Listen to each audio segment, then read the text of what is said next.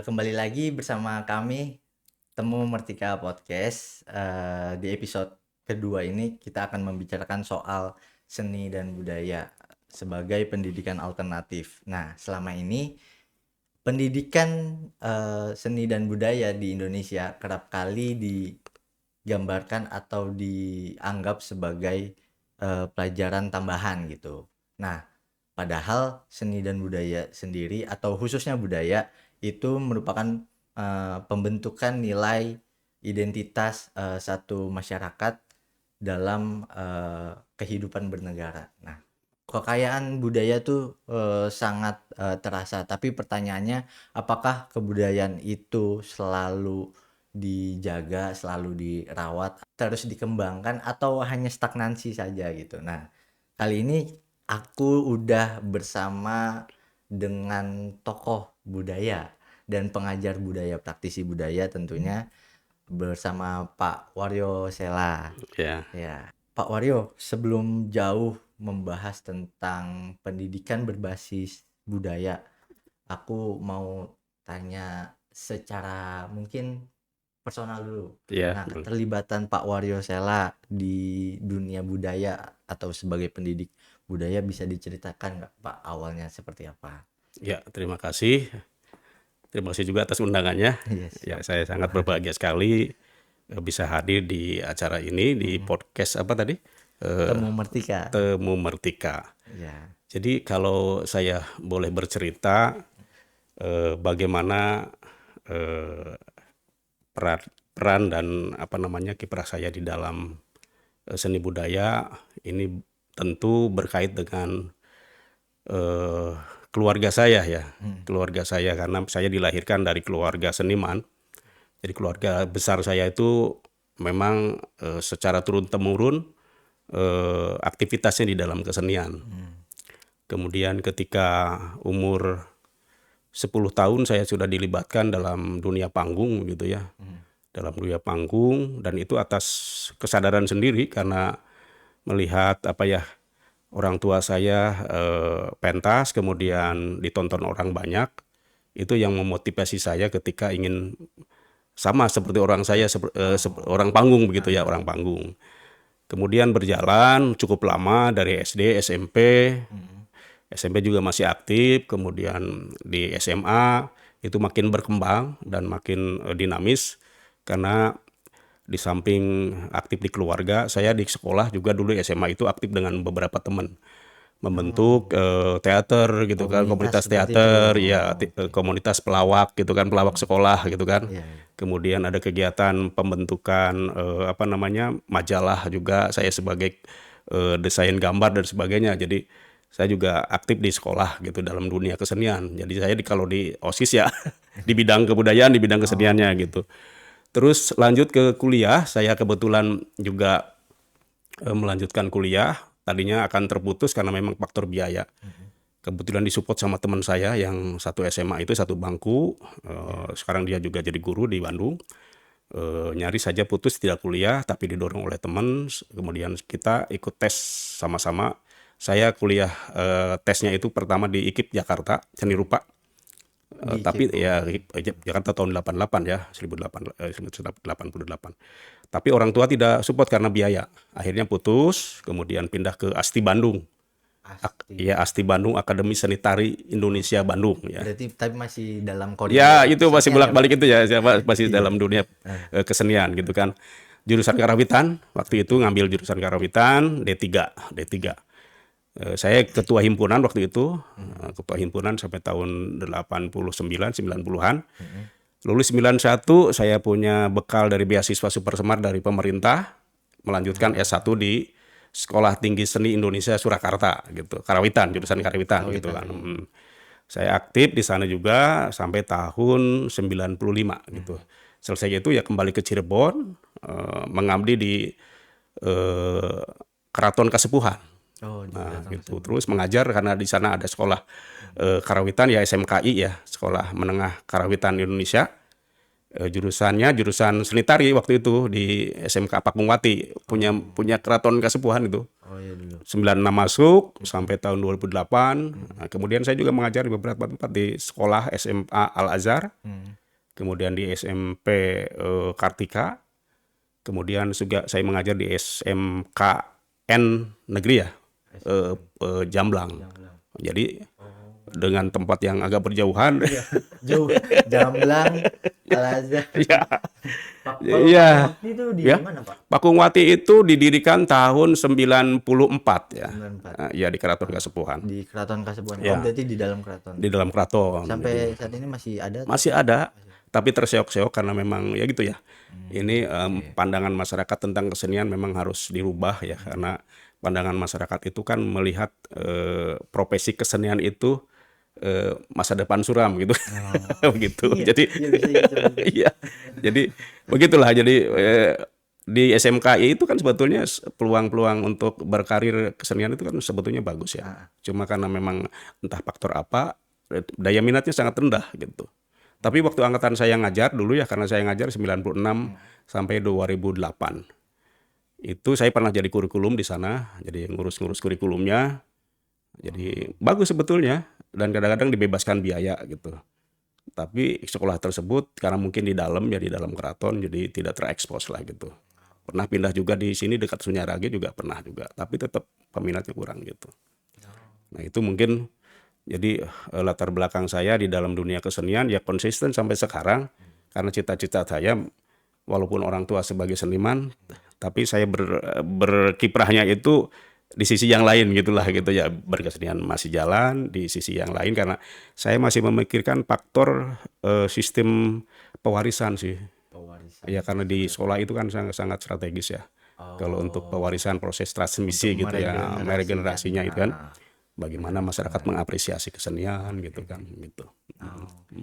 Berarti sebelum ke Al-Azhar tuh ke Pakungwati dulu. Pakungwati dulu 5 tahun lebih mungkin ya.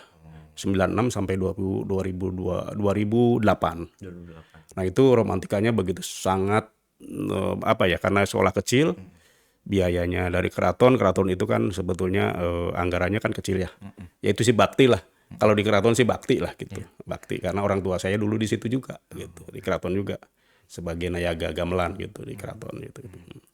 Oke, menarik nih Pak. Karena sebelumnya saya nggak sependek pengetahuan saya, Bapak hanya mengajar di Al-Azhar. Ternyata banyak sekolah. Dan sebenarnya menariknya gini Pak, sebelum kami melakukan podcast atau mengundang Bapak, nama Bapak tuh muncul dari Hamidah. Iya, rekomendasi. Dia ada Pak Wario Sela. Boleh tolong dijelasin nggak kayak gimana? Ini kita, soalnya kan kita ngebahas pendidikan alternatif. Terus dijelasin lah kata Hamidah. Nah, menariknya di proses riset saya Pak, saya iseng ngopi di tempat rumah apps, bercanda aja, kenal nggak, karena ya tanggung jawab saya kan riset sama Bapak. Ya itu wajar ya, gitu wajar ya. Iya. Kenal Pak Wario Sela nggak? Nggak tahu gitu, bercanda kan. Terus saya tunjukin fotonya, yang ini nih.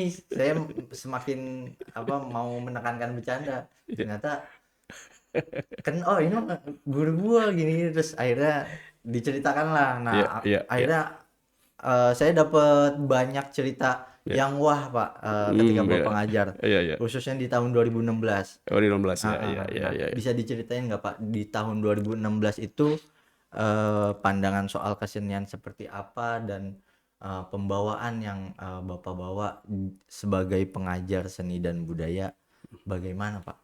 Iya, saya kira itu masa-masa yang menurut saya masa-masa yang sangat berharga ya.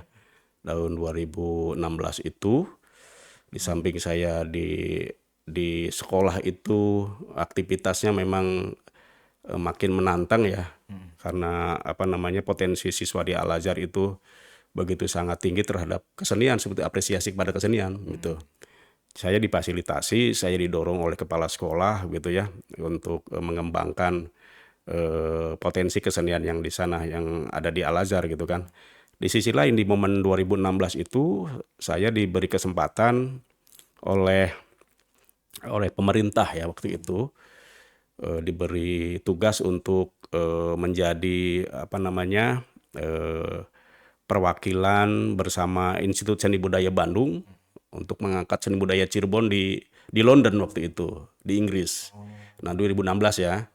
Jadi saya ke Inggris tahun 2016 itu bulan September diantaranya, itu bertepatan juga dengan setelah dari itu sebetulnya ke Yunani dulu. Ya, Yunani dulu di Athena, di Santorini. Saya ditugaskan oleh Yayasan Prima Ardiantana yang Poltekpar itu. Saya berangkat ke Yunani juga sama mengangkat dengan materi kesenian Cirebon gitu. Dengan teman-teman Mas Inu, Topeng gitu kan, Mas Tommy gitu. Nah, saya sebagai penata musiknya gitu, penata gamelan lah gitu ya. Kemudian Oktobernya saya berangkat ke London, di London, mainnya di British Museum, di beberapa tempat lah gitu ya.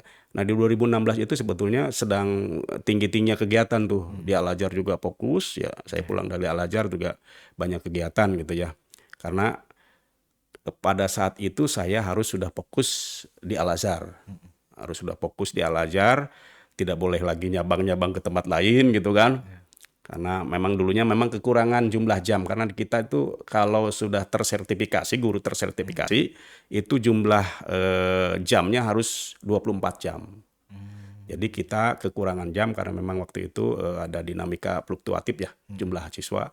Akhirnya kita mencari jumlah jam yang kurang di luar gitu. Akhirnya saya nyabang juga di SMK Negeri Jamblang gitu.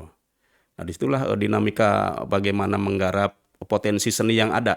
Karakteristik sekolah Al-Azhar dengan SMK Jamblang itu juga lain gitu kan. Ini sekolah umum SMK yang berkarakter pada anak-anak SMK, yang ini yang berbasis agama gitu kan. Nah, ini kan tantangan-tantangan tersendiri nih gitu.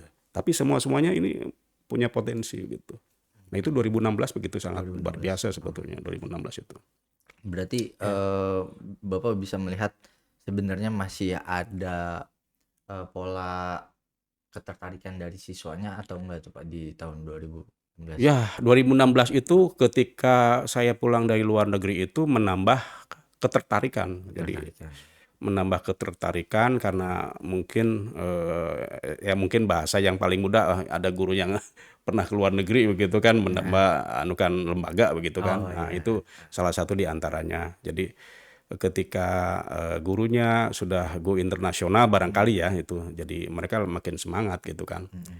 Makanya Al-Azhar itu selalu mengembangkan apa saja yang mungkin menjadi potensi siswa yang ada gitu. Jadi makanya diwadahi dalam kegiatan ekstrakurikuler, lomba-lomba juga diadakan juga gitu kan. Pentas-pentas di luar gitu kan, di lingkungan Pemda juga pentas gitu kan. Kita sering diundang waktu itu gitu. Nah, jadi saya kira Al-Azhar ya menurut saya cukup baik. Kemudian di Jamblang juga punya karakteristik karena lingkungan di pedesaan. Kemudian sekolahnya di lingkup kampung-kampung yang berbasis kebudayaan daerah, tradisi ya sangat kuat di daerah Jamblang itu kan. Itu kan banyak grup-grup kesenian tuh gitu kan. Nah, ternyata di sana juga punya karakteristik sendiri dengan spirit anak SMK kan ya. Kan anak SMK gitu ya. Udah laki-laki semua gitu. Kemudian di sana lebih karena disiplin ya. Disiplin jadi bagus lah gitu. Enak menggarapnya ya gitu. Jadi di Al-Azhar dengan saya mengikuti karakteristik anak-anak Al-Azhar potensinya seperti apa dengan di Jamblang. Tapi ya yang paling sangat menurut saya merasakan di tahun 2016 itu ya itu gitu ya. Jadi saya pulang dari luar negeri, anak-anak termotivasi gitu kan. Ada yang potensinya di gamelan, ada yang potensinya seni tari, ada potensinya di kepenulisan buku gitu kan juga ada sih. Puisi dan sebagainya gitu. Ya.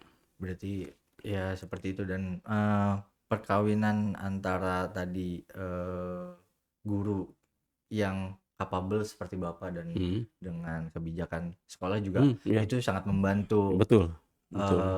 sirkulasi atau apa ya, ekosistem Ya, pembelajaran gitu itu ya Pak. ekosistemnya itu yang paling penting gitu kan. Jadi potensi gurunya, kemudian kita juga bisa melihat potensi anak, bagaimana sarananya, bagaimana daya dukung kebijakan-kebijakannya, itu di Al-Azhar sangat kondusif Kondusif. gitu. Termasuk di SMK Jamblang. Termasuk SMK Jamblang gitu.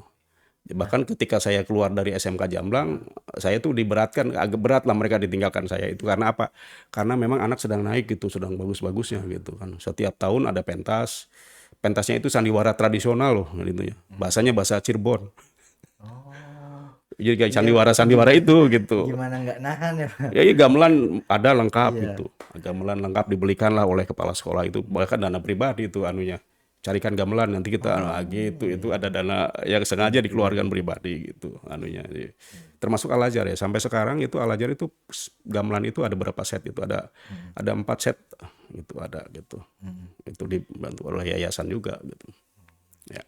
Nah, saya tertarik untuk terlepas dari apa posisi di luar Ya. perkawinan tadi, kebijakan sekolah dengan kapabilitas guru. Saya tertarik dengan pola pembelajaran yang Bapak jalankan di sekolah, entah itu Al-Azhar atau SMK Jamblang. Itu spesifiknya seperti apa? Karena kan saya dapat cerita juga Bapak kerap kali mengelaborasi atau apa ya, bahasa mengelaborasi terlalu ilmiah, menggabungkan, mengkolaborasi antara seni tradisional dengan seni modern, kayak marching band dengan Ya. tarian. Ya. Nah, itu saya mau cerita bagaimana Bapak membuat mungkin semacam ada kurikulum dan lain sebagainya untuk Iya, pembelajaran anak-anak. saya memang kalau terlalu terpaku pada kurikulum yang ada gitu ya, kurikulum formal gitu ya, Iya. kan itu sudah ada aturan sendiri ya. Jadi saya kadang-kadang Ada menerjemahkannya ya, pencapaian kurikulumnya juga memang ada target ya, Iya. ada target karena memang harus ada laporan-laporan, evaluasi siswa dan sebagainya. Saya di dalam praktek mengajar memang agak apa ya, agak nakal gitu kan, nakal dalam pengertian tetap berpatokan pada kurikulum yang ada karena itu kan memang peraturan pemerintah gitu. Tetapi menerjemahkan kurikulum itu bisa berdasarkan persepsi gurunya gitu kan, dalam pengertian kreativitas lah gitu, dalam kreativitas gurunya menerjemahkan kurikulum yang ada gitu kan. Tapi koridor kurikulum harus dipegang gitu kan, harus dipegang, jangan sampai terlalu jauh gitu kan. Jadi kolaborasi boleh gitu kan, menerjemahkan kurikulum ke potensi yang ada di sekolah itu sangat penting gitu kan. Tidak harus memaksakan harus letterlek sama dengan kurikulum gitu kan, tergantung potensi yang ada di sekolah. Saya menerjemahkan karakteristik Al-Azhar dengan karakteristik yang ada di Jamblang dengan di SMKI tentu berbeda gitu. Berbeda gitu kan. Ini SMK, SMKI Pakuwati juga SMK. Kalau SMA kan umum ya, umum. Jadi tidak seperti mereka yang di SMK Pakuwati itu kan sebetulnya sekolah kesenian. Jadi 75% kurikulum itu cenderung praktek kesenian tradisional gitu kan. Kalau di Al-Azhar kan enggak. Tetapi saya mengeksplor Al-Azhar itu dengan potensi yang ada. Sering mengkolaborasikan gamelan dengan alat musik lain misalnya. Kemudian ada wayang golek gitu juga. Ada wayang golek cepak Cirebon juga kita angkat lagi tuh di Cirebon ada kita punya Al-Azhar gitu, wayang golek tradisional itu gitu. Dieksplorasi oleh kita sama anak-anak gitu. Saya ajarin gamelannya, saya ajarin wayangnya gitu kan. Kita pentas di beberapa tempat gitu. Jamblang tentu lain lagi gitu kan. Itu sih sekolah SMK umum ya. Jadi tetapi potensi yang saya gali adalah potensi yang ada di masyarakatnya gitu, di lingkungannya. Jadi saya menerjemahkan kurikulum itu berpatokan pada ya sekolah boleh menginterpretasi kurikulum gitu. Jadi kesenian Jadi ada ya. kebebasan menafsir dari Iya, guru betul untuk ya. menerapkan di pembelajaran. Dan sekolah mendorong untuk menggali potensi kearifan budaya lokal. Nah, ini yang langka gitu, yang ini yang langka. Jadi barangkali ketika sekolah memberi kebebasan seperti itu ya udah, karena saya memang basicnya dari situ gitu. dari kesenian tradisional gitu kan, budaya tradisi gitu kan, saya dari situ. Jadi itu yang mungkin memberikan ruang untuk saya sekolah itu lebih mengeksplor kemampuan anak-anak juga gitu. Alatnya drum band ada, tapi pernah dikolaborasikan dengan gamelan degung gitu kan, juga pernah dilakukan gitu. Itu di mana di Gor Bima itu waktu itu. pernah pentas gitu. Gitu. Nah, di apa pola pembahasan kita yang terkait pembelajaran ini, saya juga tertarik ini Pak, muncul sekelibat Pak. Mm-mm. Bagaimana Bapak melihat seni, terus apa yang membuat akhirnya mendorong Bapak tadi untuk bisa menciptakan regenerasi atau merawat itu dalam dunia sekolah. Akhirnya Bapak memilih dunia sekolah untuk Iya. sebagai wadah Bapak mengaktualisasikan kesenian. Itu ada apa ya, penjelasan definisi seni dari Bapak sendiri atau enggak sih Pak? Iya, saya melihat gini ya, kesenian itu jangan diabaikan. Hmm. Kesenian itu sama dengan apa ya, profesi yang lain. Hmm. Di kurikulum juga jangan sampai kurikulum itu tidak berpihak pada mata pelajaran kesenian gitu ya. Kurikulum itu seolah-olah yang lebih penting pelajaran-pelajaran yang cenderung kognitif gitu ya. Mata pelajaran yang sains kemudian apa gitu ya. Saya terus terang saja ketika itu kan anak kan potensinya macam-macam gitu kan.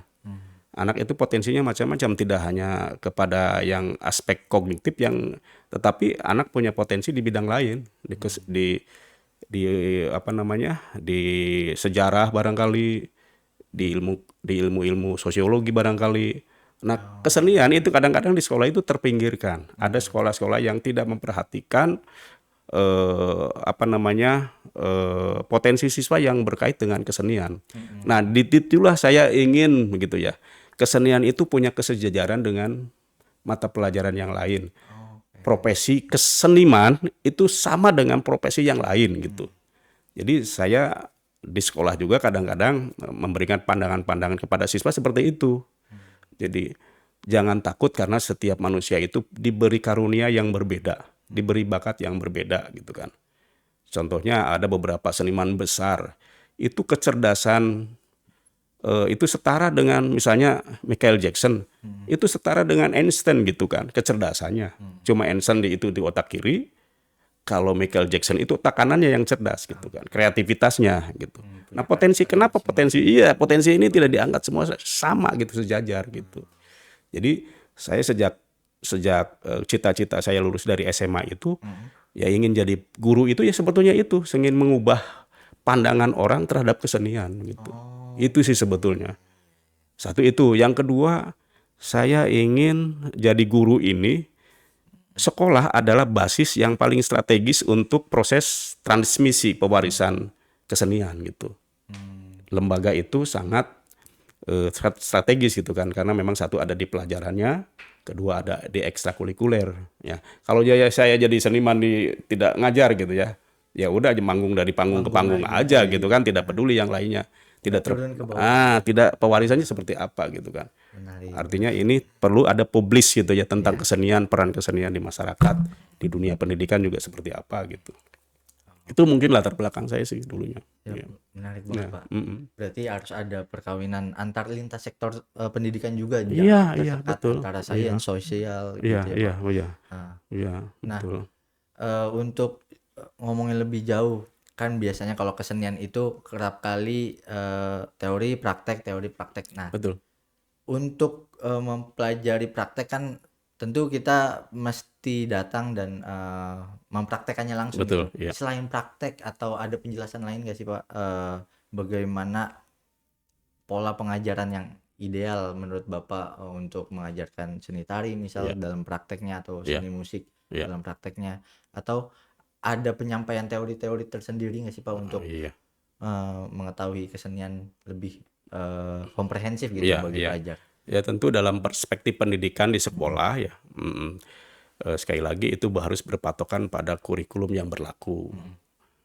Nah, di dalam menerjemahkan kurikulum itu kan nanti guru membuat rencana pembelajaran gitu ya, RPP dan sebagainya, gitu kan. Tadi patokannya kurikulum yang ada. Waktu saya ngajar di SMP ya lihat kurikulumnya gitu kan. Jadi kurikulum pembelajaran tingkat SMP ternyata ini gitu kan.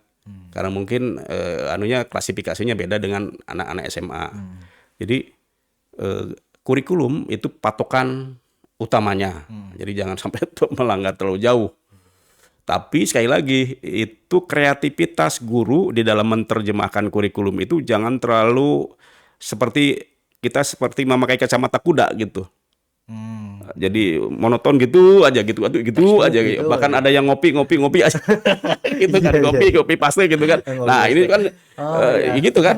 Ini kan Oh itu guru sering yang ya Pak? iya, apalagi gurunya misalnya bukan lulusan kesenian. Wah, itu paling repot gitu kan. Akhirnya teori lagi, itu kan membosankan anak. Nah, itu berbahaya untuk bagaimana memandang kesenian gitu. Kalau kurikulumnya monoton, kemudian seperti kacamata kuda ketika menerjemahkan kurikulum, ke anak yang membosankan gitu. Jadi memandang kesenian jadi kurang bagus gitu kan. Nah, jadi kurikulum itu juga harus diterjemahkan sendiri oleh gurunya. Seperti apa nih pengembangan materinya gitu kan, pengembangan materinya. Jadi menurut saya sih praktek dan teori ini penting untuk pandangan saya ya. Untuk teori bagaimana membekali apresiasi terhadap siswa, terhadap kesenian gitu kan. Di samping mempelajari aspek-aspek yang berkaitan dengan teori yang dimaksud, misalnya musik, itu kan sebelum praktik harus ada teorinya dulu, Iya betul. elemen-elemennya, unsur-unsurnya gitu kan. Itu penerapannya seperti apa gitu kan. Nah, baru praktek gitu kan. Demikian juga di dalam kita melihat praktek gitu ya. Jadi prakteknya juga harus langsung bersentuhan dengan teori. Jadi pemaparan teori dulu, setelah teori, atau mungkin bisa include di dalamnya praktek itu sekalian dengan teorinya, itu juga penting gitu ya. Itu sangat penting tentu di samping teori di kelas gitu kan, teori di kelas tentang dasar-dasar estetika dan sebagainya. Nah, kalau di praktek kan pasti bersentuhan langsung tuh.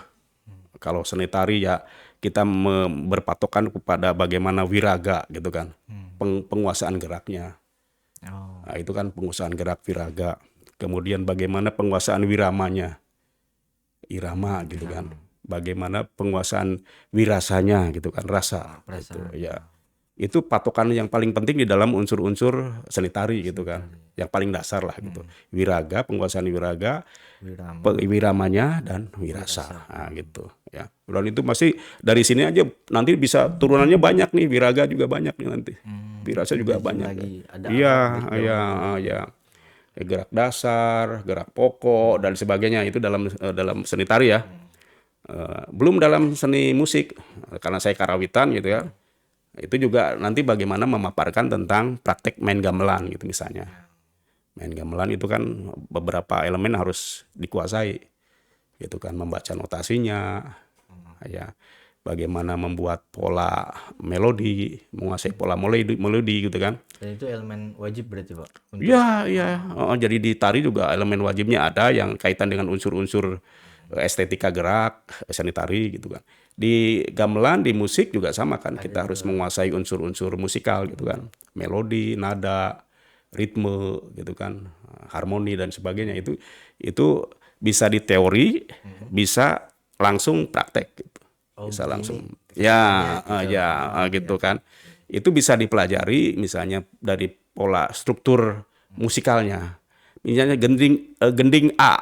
Nah, gending A itu lihat dari bentuknya, bentuk gending misalnya. Nah, itu teorinya kan ini gendingnya gending alit, gending pendek gitu kan, alit sederhana gitu kan. Ada gending tengahan, ada gending gede gitu kan, panjang gitu kan. Ada yang jumlahnya 8 ketuk, ada yang 16 ketuk, ada yang 32 ketuk. Nah, itu strukturnya itu juga dibahas tuh di dalam teorinya.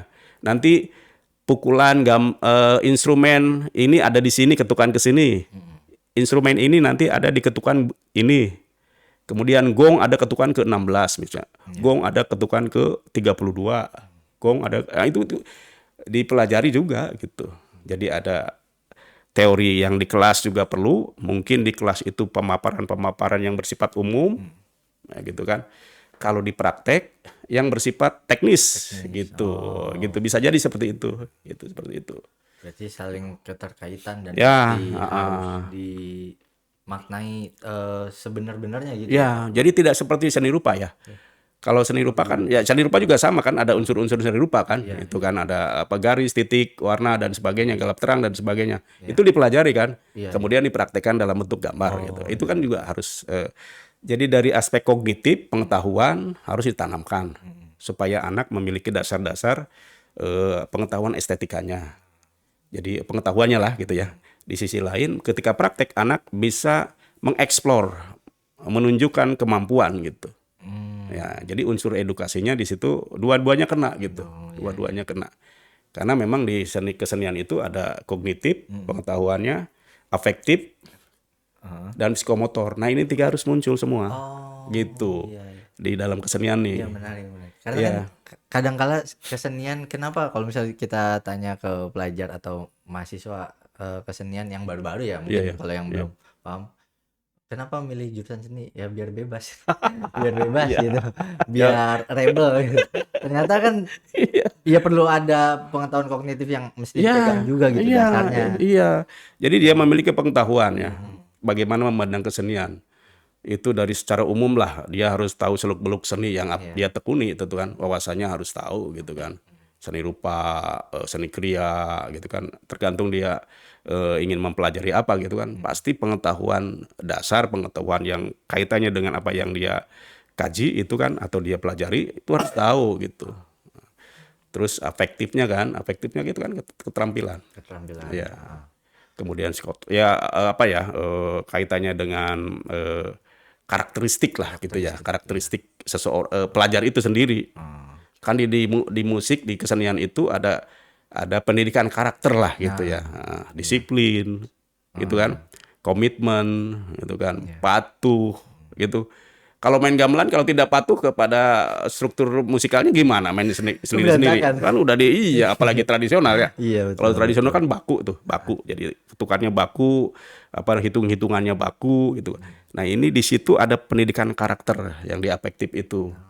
Nah, itu kan anak harus disiplin, patuh, sesuai dengan aturannya, jangan skalap dewek gitu kan. Nah, kemudian psikomotornya yaitu dia bagaimana bisa memainkan gitu kan. Akhirnya membuahkan si insting. Ya, itu membuahkan hasil produk keseniannya gitu. Oke. Gitu ya. Nah, Pak, tadi saya balik lagi untuk mungkin pertanyaan mendekati akhir. Tadi kata Bapak kan mesti memaknai, menafsirkan, terus mengkolaborasi antara kurikulum dengan identitas sekolah Ya. untuk membuat pola pembelajaran kesenian atau kebudayaan. Ya. Nah, itu kan bagi Bapak mungkin yang udah malang melintang nih Pak, apa mendapatkan pendidikan sampai ke London, ke Yunani. Iya. Nah, kira-kira untuk guru di luar Bapak itu perlu adanya penerapan demikian nggak sih Pak, sehingga memerlukan sistem yang mengatur itu untuk guru seni dan budaya. Kira-kira perlu sistem pengatur nggak Pak bagi para Jadi pengajar? ya guru sekarang sudah mulai ini ya, profesi guru kesenian itu memang sebaiknya berasal dari institusi pendidikan seni. Itu akan lebih bagus. Jadi pendidikan, kadang memang ada sih lulusan pendidikan seni tapi dari skillnya ada yang kurang gitu juga ada. Jadi dia terjebak pada teori aja gitu kan, karena skillnya kurang juga ada sih. Ya. Dan Tapi banyak kalau mungkin ya gitu ya. Tapi guru-guru yang berlatar belakang skillnya apa ya seimbang gitu ya, seimbang itu ada di sekolah yang cenderung praktek, lebih banyak praktek ya. Kayak di Institut Seni Indonesia ISI gitu kan, kemudian Akademi Musik gitu kan. Mungkin yang berlatar belakang pendidikan guru ini yang memang harus diperhatikan ya.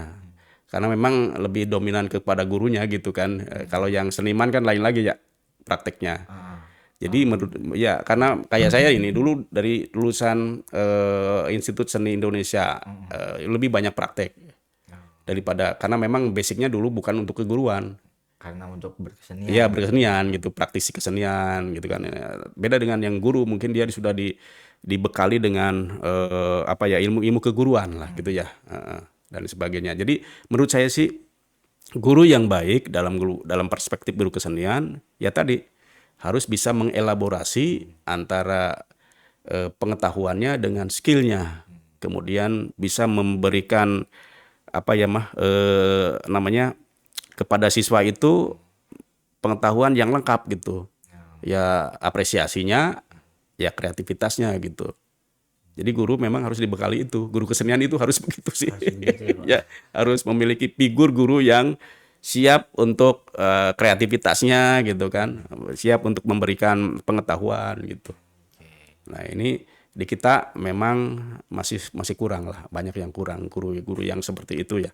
Guru yang mungkin saya juga banyak yang kurang dari sisi didaktiknya misalnya, pedagogiknya misalnya, karena memang latar belakang saya bukan dari latar belakang guru gitu kan. Tapi ya memang niat awal saya karena memang pengen jadi guru gitu kan, ya belajar gitu kan. Belajar, kuliah lagi ke bagaimana mengambil akta 4 gitu kan, menjadi sertifikat yang punya apa namanya disahkannya sebagai tenaga guru gitu kan. Gitu kuliah lagi saya. Dan perlu banyak masih untuk berjuang gitu ya Pak. Iya, saya dulu karena perlu ada akta 4 untuk guru, jadi saya kuliah lagi akta 4 gitu. Supaya membekali ilmu keguruannya gitu.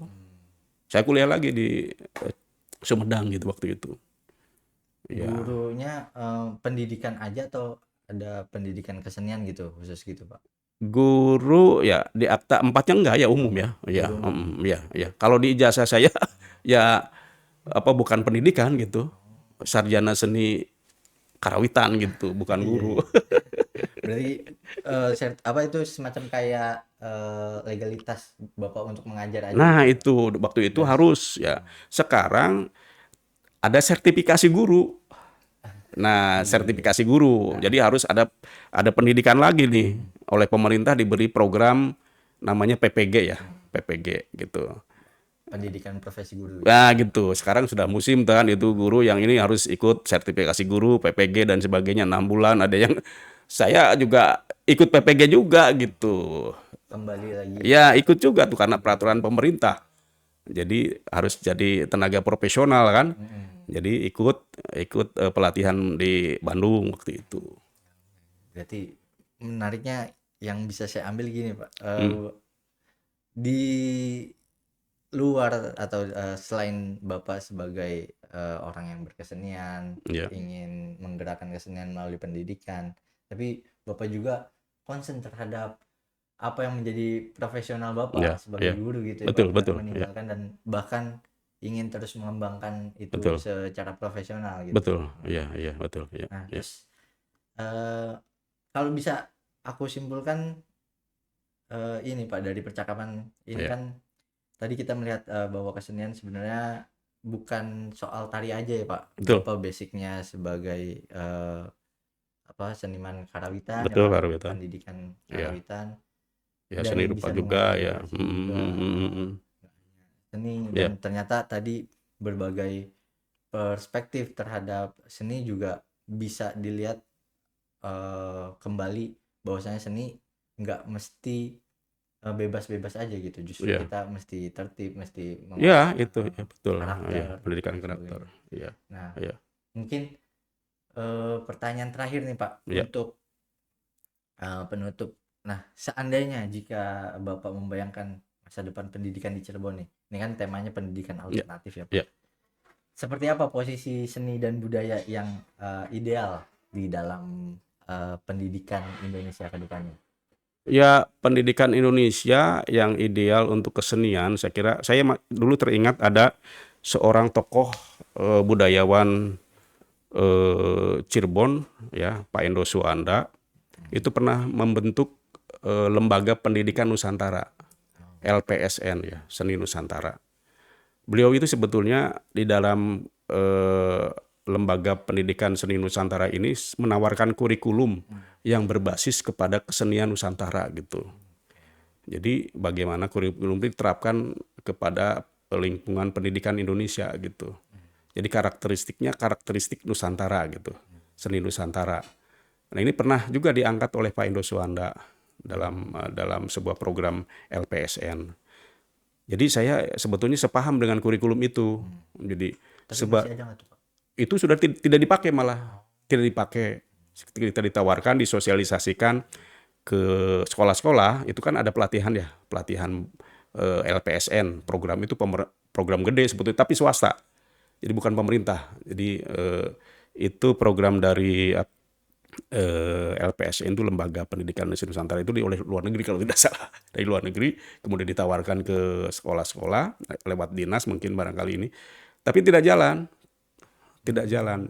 Jadi padahal itu menawarkan bagaimana mengangkat keberagaman seni yang ada di Nusantara sebetulnya.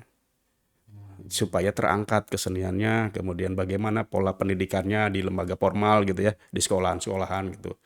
Itu basisnya bisa menggali potensi kesenian daerah yang ada sebetulnya. Cuma tidak mandek gitu, mandek. Saya juga ingin seperti itu tadi. Jadi kesenian kita di Nusantara, di Indonesia ini sebetulnya harus berbasis kepada kearifan budaya lokal gitu. Bagaimana kesenian Cirebon, masyarakat Cirebon bisa terangkat, kemudian pendidikannya berpihak kepada pendidikan yang bernuansa kearifan budaya lokal Cirebon gitu kan, itu harus terangkat sebetulnya. Ya, potensi Cirebon kan begitu sangat besar ya. Kaya banget itu, seni tarinya, seni rupanya, seni tradisional gamelannya, kemudian kaitannya dengan teaternya, teater tradisional. Kurang apa Cirebon gitu kan. Semestinya pemerintah daerah juga menampung nih atau mengakomodir kurikulum yang berkait dengan kearifan budaya lokal. Dulu ada pelajaran bahasa Cirebon. Nah, sayangnya pelajaran bahasa Cirebon itu tidak didukung oleh kebijakan pemerintah yang tegas, yang berpihak kepada kepada kesenian, kepada bahasa gitu kan. Ya sampai sekarang kan guru-gurunya nggak jelas, guru-guru bahasa Cirebon itu.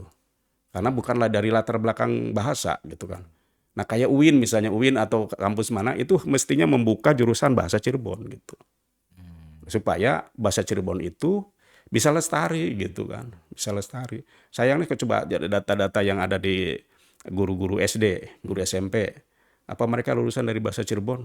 Saya kira enggak ada gitu kan. Lalu bagaimana dengan bahasa Sunda? Bahasa Sunda banyak lulusan dari UPI Bandung tuh bahasa Sundanya gitu.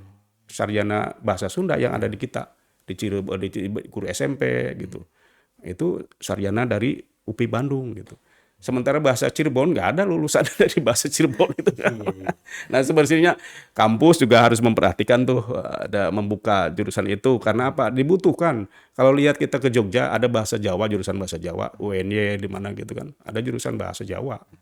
Nah, di Cirebon ketika bahasa ingin dilestarikan supaya tetap ada, di lembaganya nggak ada gitu kan. Padahal Cirebon juga bahasa yang unik ya Pak. Iya bahasanya kan khas iya gitu.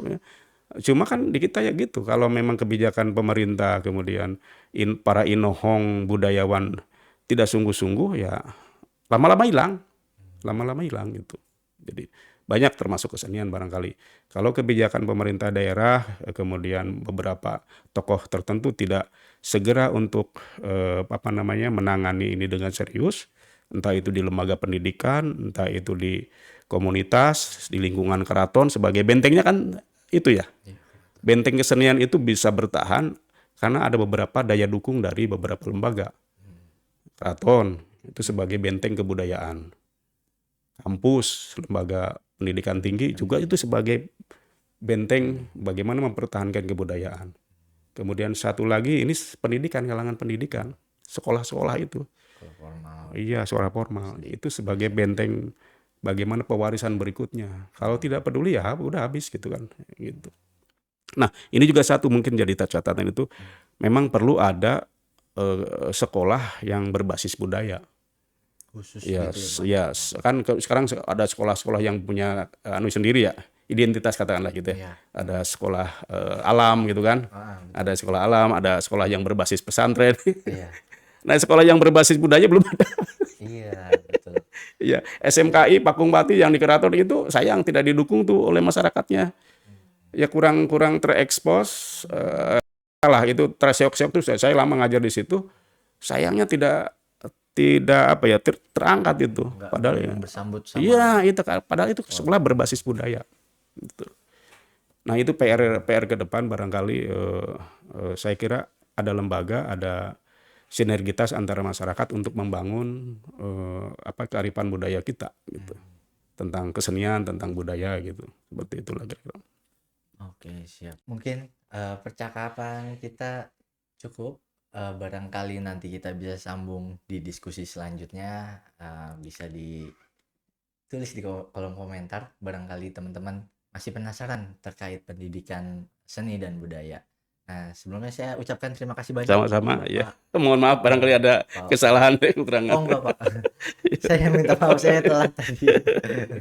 Iya, iya, iya. Dan ini kita punya hadiah untuk Bapak. Iya, iya. Satu botol kopi Saga dari Rumah Apps Pamitran yang merupakan concern terhadap Ya. kegiatan komunitas. Ya, ya. Sehingga dia dengan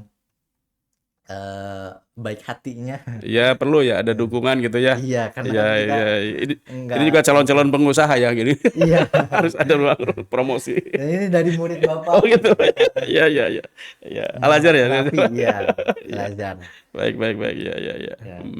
Terus kan nantikan episode selanjutnya Mertika Wahana Baca Alternatif.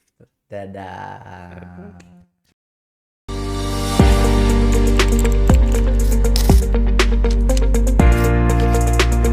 Nah, hari ini balik lagi sama gua Midah yang juga dari